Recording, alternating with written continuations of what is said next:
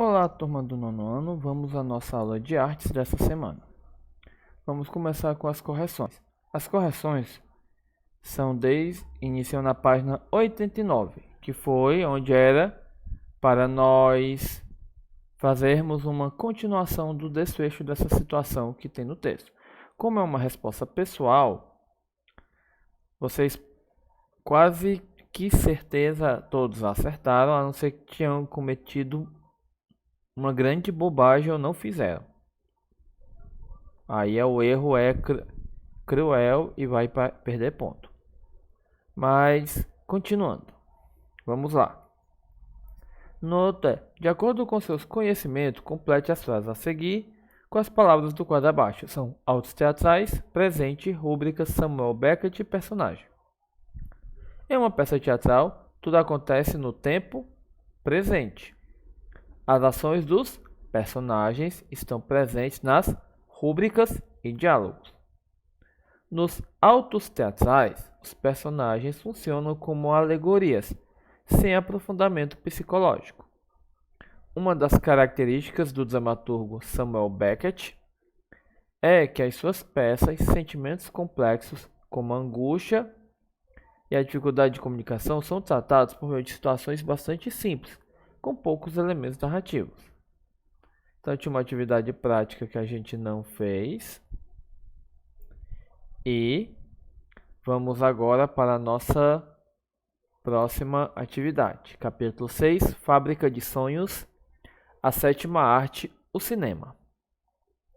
Vamos lá.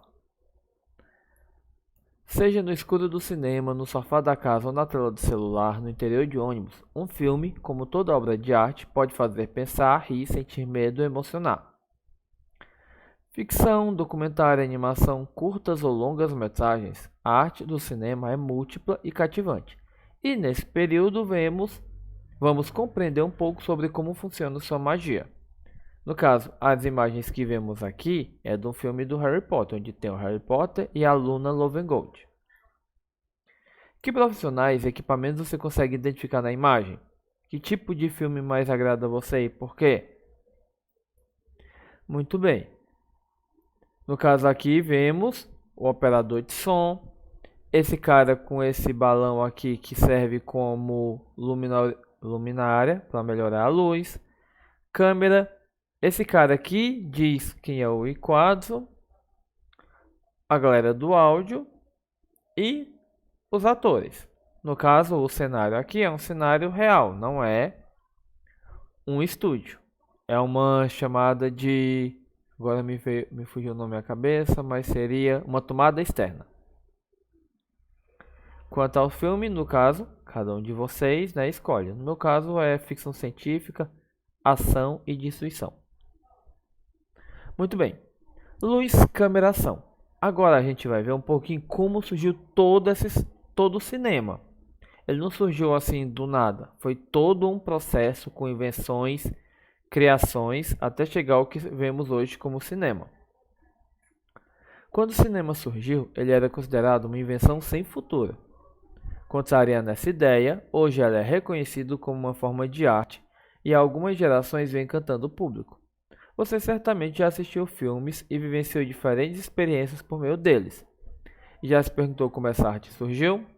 Pois é o que vamos ver agora. Primeira coisa, antecedente do cinema. É difícil determinar o dia exato e atribuir uma única pessoa à criação do cinema, já que a procura por equipamentos que registrassem o movimento em imagens é centenária. Vários inventores, técnicos, cientistas e pesquisadores contribuíram para as origens do cinema, ou seja, pela busca do registro das imagens em movimento. William Kennedy Lawrence Dixon, de 1860 a 1935, foi assistente do famoso Thomas Edison, de 1847 a 1931. Em 1888, Dixon inventou o cinetoscópio, engenhoca que proporcionava a um único espectador alguns segundos de imagem em movimento, que era tecnicamente várias imagens com pequena variação entre uma e ela, várias fotografias, por exemplo, com pequena variação entre uma e outra. E quando o observador olhava nesse espacinho aqui, ó, e a máquina fazia girar, coisas iam girando mais rápido do que o olho humano consegue perceber. O olho humano percebia isso como uma imagem em movimento. Tecnicamente, essa é a base dos filmes. As câmeras de cinema, elas não gravam igual um celular. As câmeras de cinema iniciais, tecnicamente, faziam centenas de algumas fotos por segundo. E quando gerados esses filmes em uma determinada velocidade, passa a ideia de movimento. Os irmãos Auguste, de 1862 a 1904, e Louis Lumière, 1864 a 1948, criaram o cinematógrafo no final do século XIX. Esse aparelho era uma caixa de madeira equipada com uma lente e uma manivela capaz de filmar e também projetar imagens. Uma das primeiras coisas que eles projetaram é essa imagem aqui, a chegada do trem à estação dos irmãos Lumière. Para vocês terem uma ideia, quando eles lançaram a primeira vez, as pessoas saíram gritando e fugindo. Primeiro porque acharam que o que estava sendo apresentado eram fantasmas, e depois, pela posição do trem, eles acharam que iam ser atropelados pelo trem, sendo que era uma imagem. O ano de 1895 é considerado decisivo para a história cinematográfica, pois marca algumas iniciativas pioneiras, e o evento histórico organizado pelos irmãos Lumière, considerados os inventores do cinema. Nesse ano, os irmãos promoveram na França uma exibição pública e acessível. Cerca de uma centena de pessoas compareceu à sessão, que durou aproximadamente 20 minutos, e na qual foram exibidos curtas-metragens produzidos pelos próprios irmãos Lumière, entre eles a chegada do trem à estação. Ao verem o trem se aproximando, os espectadores saíram correndo com medo de que o veículo saísse da tela. Isso porque era a primeira vez que as pessoas assistiam a imagens em movimento. Pode parecer engraçado, mas se você for pensar nisso, quando começou a sair aqueles óculos de realidade aumentada ou o cinema em 3D, muitas pessoas ficavam gritando ou tentando desviar dos objetos que viam na tela por acharem que eles iam ser atingidos por eles. Se vocês já assistiram ou tiverem a oportunidade de assistir um filme em 3D, vocês vão entender isso aqui direitinho. Foram também os Lumières que perceberam na novidade uma atividade ligada ao ramo do entretenimento, enquanto os pesquisadores e inventores priorizavam o aspecto científico. Ainda bem que os Lumières decidiram entretenimento. Aí veio Georges Méliès, de 1861 a 1938. Foi o primeiro a usar o cinema para narrar histórias de ficção. Ele inventou efeitos especiais para mostrar viagens à Lua, homens sem cabeça e outras criações fantásticas. Por exemplo, deixa eu ver aqui, se o computador permitir. Georges Méliès, Viagem à Lua. É um dos filmes mais antigos dele, mas eu quero só algumas cenas. É de 1902.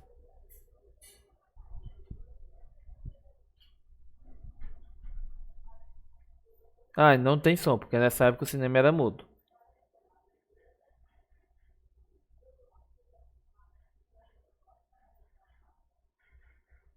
Dá pequenos saltos. Por exemplo, isso aqui já é considerado efeitos especiais.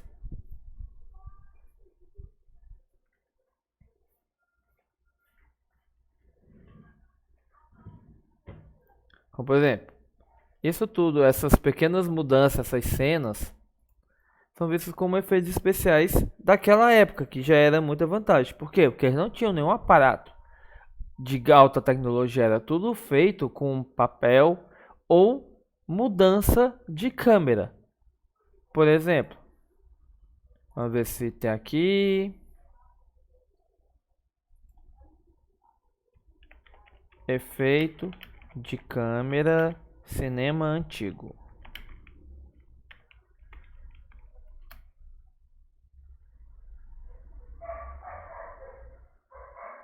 Vou procurar aqui um. Efeitos especiais de cinema antigo, ó.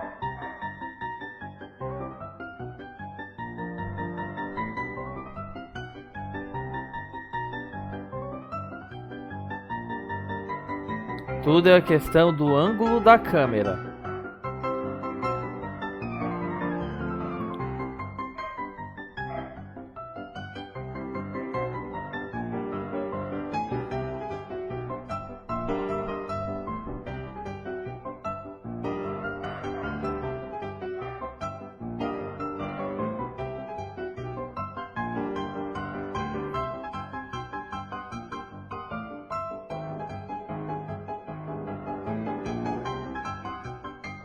Primeiro gravava um lado, aí depois gravava o outro, recortava as fotos e colava uma na outra.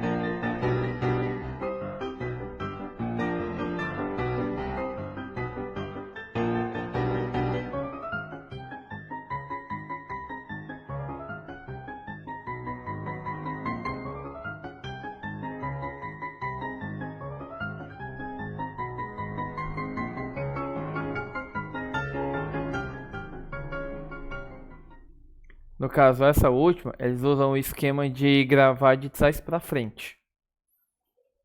Ou seja, eles gravam a água entrando no espaço e depois colocam os negativos dessas imagens em posição contrária. Aí parece que a água está saindo.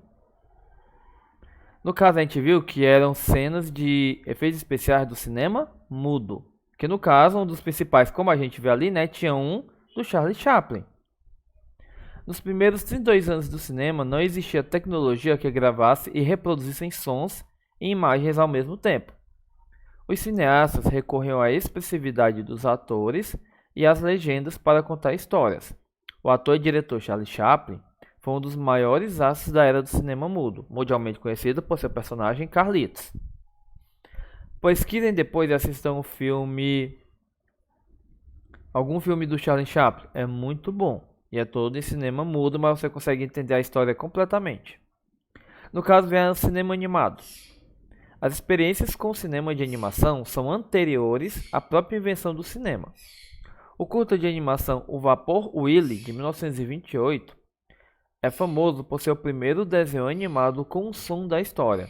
Já o filme Toy Story, 1995, foi o primeiro a ser totalmente feito em computador. Ou seja, o primeiro filme totalmente feito em computação gráfica, ou seja, as animações, é de 1995. Tecnicamente é recente. Sendo que o primeiro foi em 1928. E na era digital? O cinema vem evoluindo por meio das tecnologias que permitem a criação e efeitos especiais mais avançados e a elaboração em computadores. A experiência de assistir filmes também mudou, como é o caso dos filmes 3D e 4D. Além disso, hoje em dia, graças aos aparelhos digitais, é possível assistir filme onde e quando quiser. No caso, é a nossa primeira atividade, que é a página 95, né? Que é um complete. E aqui vamos ver um pouco mais sobre o cinema mudo. Vamos voltar aqui. No caso, aqui é uma cena do filme Tempos Modernos, que é um dos melhores filmes do Charlie Chaplin. Chapéu coco, bigode, casaca, bengala e um jeito peculiar de caminhar.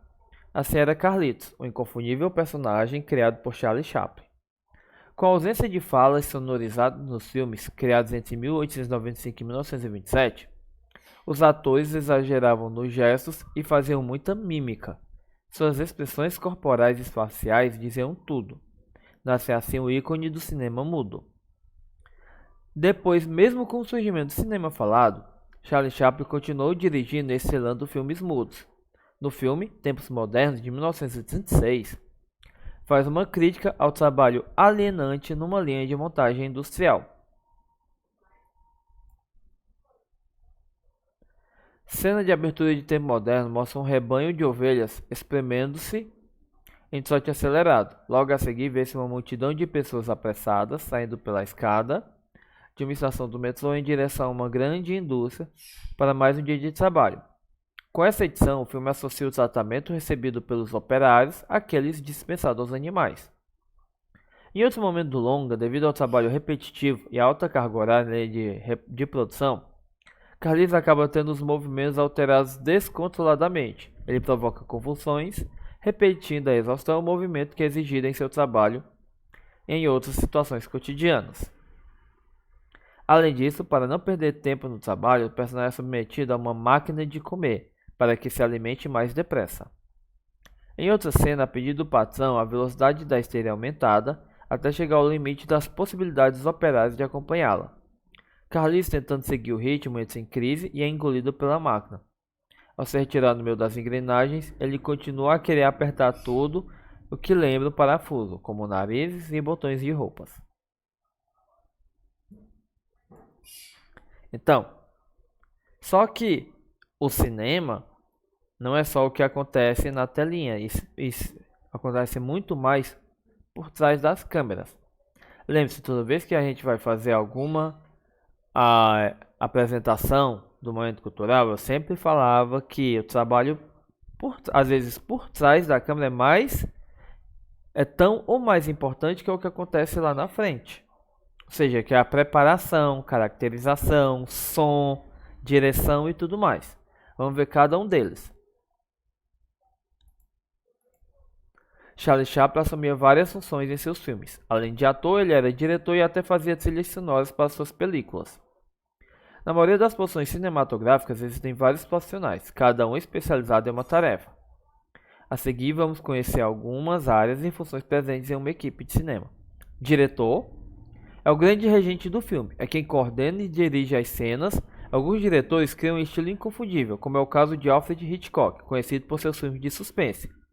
Ou quem acompanha muitos filmes da DC, né, Superman e tudo, tem o Snyder, tanto que estão fazendo um Snyder Cut do filme Liga da Justiça. Ou seja, um filme de acordo com o que o diretor queria fazer e não com o que os empresários quiseram colocar. Roteirista é a pessoa que escreve a história, que será filmada, seja ela original ou adaptada. Seu texto é chamado de roteiro e traz a descrição das cenas, ambientes, emoções, diálogos e observações importantes para a realização do filme. A equipe de arte, responsável por desenvolver os ambientes em que acontecerão as filmagens, criando a atmosfera dos filmes. Fazem parte os profissionais como cenógrafos, que fazem os cenários, e figurinistas, que criam vestimentas e adereços. E a equipe de edição e montagem. Durante a fase da filmagem, é produzido o máximo possível de material sonoro e visual. Após a etapa de captação, a equipe de montagem fica responsável por organizar todo esse material, de modo que chegue à versão final do filme. E na internet vocês conseguem encontrar bancos de sons, que são o quê? São sons que várias pessoas gravaram e disponibilizaram, seja pago ou gratuito na internet, para que você possa pegar e incrementar seus vídeos, como por exemplo, som de pessoas caminhando em um determinado solo. Você pode gravar e, para ficar mais envolvente a situação, colocar esse fundo sonoro e mudar. Isso também acontece muito em jogos, onde, se dependendo do ambiente que você está pisando, o som da passada é diferente. Presta atenção quando você estiverem jogando e mudarem de um lugar que seja grama para um lugar que seja madeira. Vai ver a mudança no som da passada, entre outras coisas. A equipe de caracterização, composta de maquiadores, cabeleireiros e especialistas em alterar a imagem das pessoas para favorecer a criação de um personagem. Pode usar, por exemplo, próteses para alterar a aparência de peso ou idade, criar cicatrizes, sangue falso, entre outros efeitos. Como, por exemplo, no filme que tem o Thor gordo, ou no filme do Harry Potter, que o Voldemort não tem nariz. Equipe de sonoplastia, né? Envolve técnicos de som que cuidam para que as falas e outros sons estejam de acordo com as intenções do diretor. Elaboram sons que são mais importantes para criar um clima para a cena, mas que inicialmente não foram feitos no local, como por exemplo, passos de uma pessoa subindo uma escada. A trilha sonora fica a cargo de um compositor musical. E equipe de iluminação. Junto ao diretor de fotografia, que é responsável pela estética do filme, os iluminadores criam sensações e detalhes por meio do uso adequado de luz. O trabalho não consiste em apenas deixar as cenas bem iluminadas, mas criar uma estética visual adequada aos propósitos do filme. Como por exemplo, em filmes de suspense, a iluminação é completamente diferente dos filmes de ação, que é completamente diferente do filme de comédia. Ou seja, a própria composição de como vai ficar a luz altera a percepção do filme. E aqui vem a nossa segunda atividade, que é a página 99. Muito bem, com isso a nossa aula vai acabando. Não se esqueçam de deixar curtir e comentar com o nome de vocês, que isso conta como chamada. E lembre-se, a agenda serão as páginas, voltando aqui,